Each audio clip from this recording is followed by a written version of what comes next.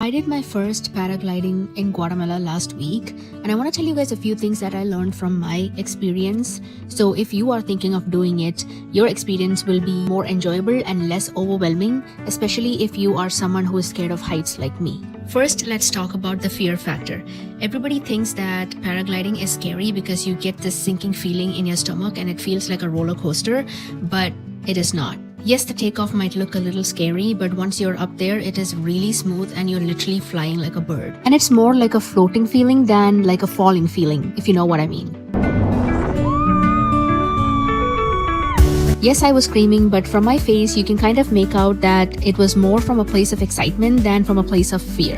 Number 2, do your research before you pick your operator. Look into reviews and read what people are talking about them. Don't just pick the cheapest option. I stayed in a hostel called Socialtel in Guatemala, and I went with the people that they suggested because a lot of people who stayed with me had already done paragliding with this company, so I trusted them. Number 3.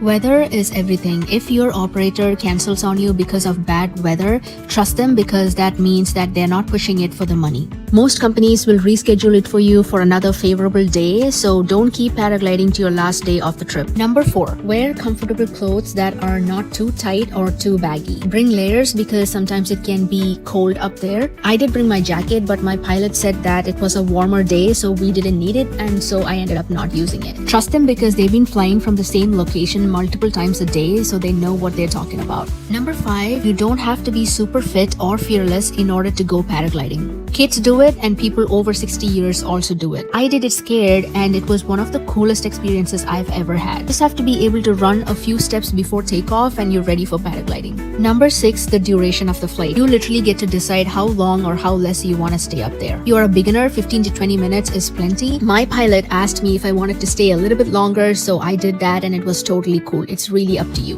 Number 7, landing is easier than you think. Most people worry about this. It is actually the easiest part. Your pilot reduces the speed of the wings and you literally just walk back on the ground. There's no rolling over or an impact or dragging yourself through the mud. And lastly, take that video and record your flying because you're not going to remember any detail of what happened because your brain is too overwhelmed. My suggestion is to not use your phone to record and to actually secure your phone so it doesn't fall off during your flight. And you can use another camera or a GoPro is your best option. Hope these tips really helped you understand a little better about how paragliding is. Anybody watching this has done paragliding before? Let me know if I missed any important points.